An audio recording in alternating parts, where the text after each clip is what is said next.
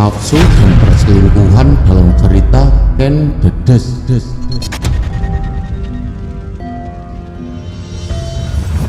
Sedulur-sedulur nasihat kehidupan misteri. Alkisah dalam naskah para raton. Kala itu ada seorang tokoh masyarakat bernama Tunggul Ametung yang menjabat sebagai aku pejabat kadipaten pada zaman kerajaan Kadiri pada masa pemerintahan Raja Kertajaya. Pada suatu masa, Tunggul Ametung singgah di desa Ponowijen, dan di sanalah ia bertemu dengan seorang gadis nan cantik rupawan. Tunggul Ametung terpikat hatinya dan berusaha mencari tahu siapakah gadis nan elok yang telah mempesonanya. Dan tidak sulit baginya untuk mengetahui siapa gadis itu karena dia adalah seorang aku pejabat yang disegani pada masa itu. Cahayu bidadari yang dikirim Gusti Kang Moho Agung sopo jeneng munduk, kata sang aku bertanya kepada gadis itu. Dalem Ken Dedes Kanjeng Prabu, gumam Ken Dedes lirih nyaris tak terdengar. Gadis nan elok rupawan itu bernama Ken Dedes, putri seorang pendeta Buddha bernama Mpu Purwa. Tunggul Ametung pun terpikat oleh kecantikan Ken Dedes.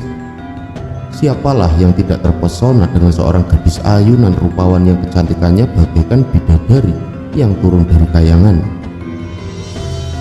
Ken Dedes, gadis yang berkulit kuning langsat bagaikan porselen yang bercahaya.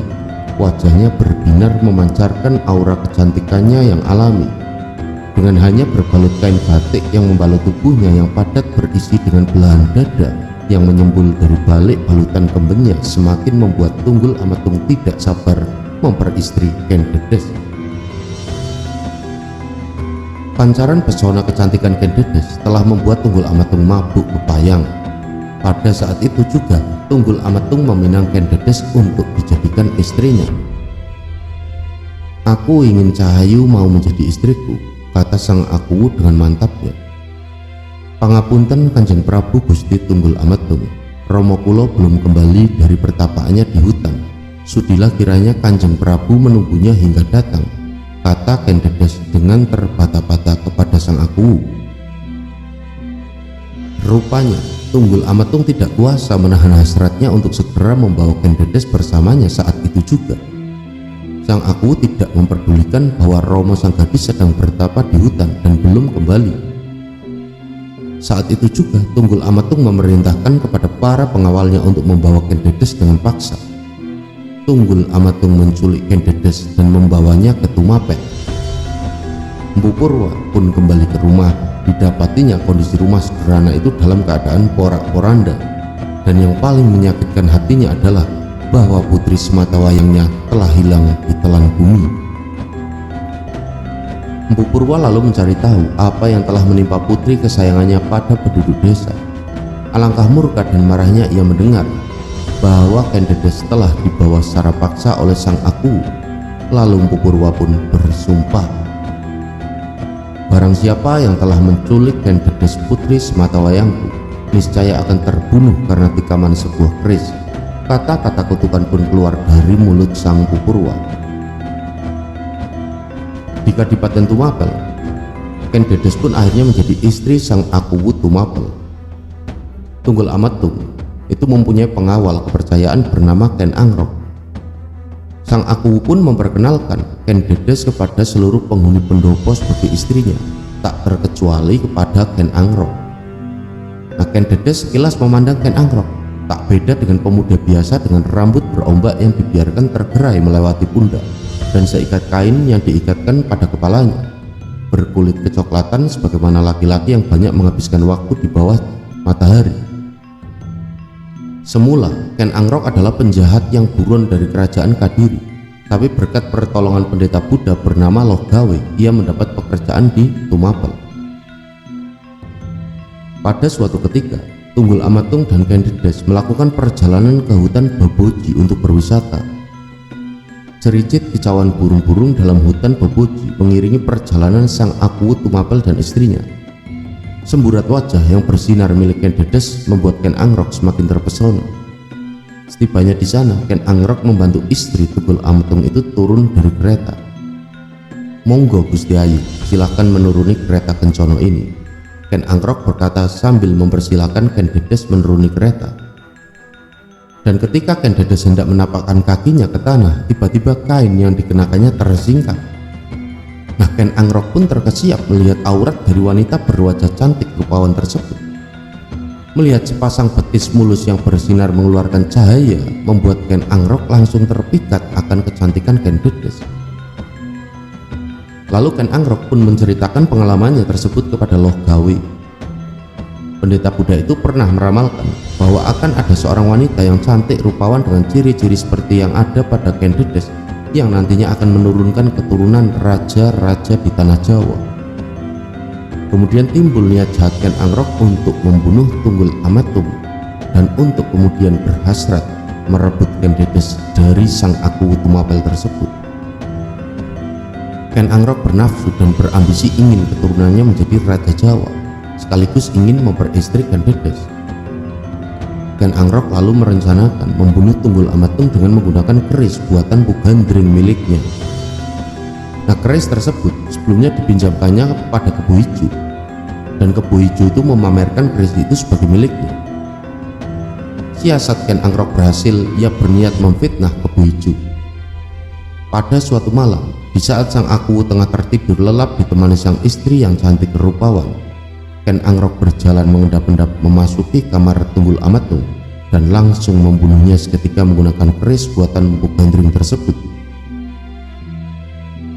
"Aku telah membunuh sang Aku Tumapel, sekarang Gusti Ayu menjadi istriku," kata Ken Angrok pada Ken Dedes. Wanita itu melihat dan menyaksikan sendiri suaminya dibunuh di depan matanya. Tapi karena rayuan Ken Angrok, hati wanita itu pun luluh dan mau menerima cinta laki-laki yang telah membunuh suaminya. Lagi pula Ken Dedes menikah dengan Tunggul Ametung tanpa didasari cinta. Dan keesokan harinya, Kadipaten Tumapel digemparkan oleh terbunuhnya sang Aku, yaitu Tunggul Ametung. "Tangkap Kebo Ijo, dialah yang sudah membunuh sang Aku Tumapel. Keris yang menancap di dada Tunggul Ametung adalah miliknya," teriak Ken Angrok. Kebo Ijo pun ditangkap dan Ken Angrok memerintahkan untuk menghukum mati Kebo Ijo yang ditenggarai sebagai pemilik keris buatan Pugandring. "Sekarang aku yang menjadi Aku Tumapel menggantikan Tunggul Ametung," kata Ken Angrok, memproklamirkan dirinya sebagai penguasa baru. Ken Angrok lalu menikahi Ken Dedes, wanita cantik berparas rupawan yang pada saat itu tengah mengandung anak dari Tunggul Ametung. Sedulur-sedulur nasihat kehidupan misteri, para raton menceritakan keberhasilan Ken Angrok menggulingkan Kertajaya, Raja Kadiri pada tahun 1222 dan menjadikan Merdeka Tumapel menjadi sebuah kerajaan baru.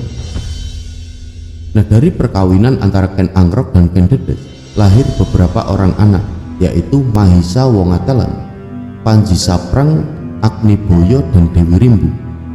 Sedangkan dari perkawinan pertama dengan Tunggul Ametung, Ken Dedes dikaruniai seorang putra bernama Anusapati. Seiring berjalannya waktu, Anusapati merasa dianaktirikan oleh Ken Angrok. Dan setelah mendesak ibunya, berkesudahan beliau tahu sekiranya dirinya bukan anak kandung Ken Angrok. Bahkan Anusapati juga diberitahu sekiranya ayah kandungnya telah mati dibunuh oleh Ken Angrok. Maka dengan menggunakan tangan pembantunya, Anusapati membalas dendam dengan membunuh Ken Angrok pada tahun 1247. Tokoh Ken Dedes hanya terdapat dalam naskah para raton yang ditulis ratusan tahun sesudah zaman Tumapel dan Majapahit, sehingga kebenarannya memang cukup diragukan.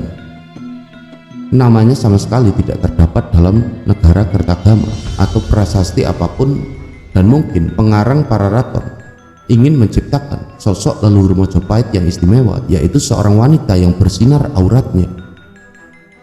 Keistimewaan merupakan syarat mutlak yang didambakan masyarakat Jawa dalam diri seorang pemimpin atau leluhurnya. Masyarakat Jawa percaya sekiranya raja adalah pilihan Tuhan. Ken Dedes sendiri merupakan leluhur Raja-Raja Majapahit versi para raton, Maka beliau pun dikisahkan sejak permulaan sudah memiliki tanda-tanda sebagai wanita Nareswari.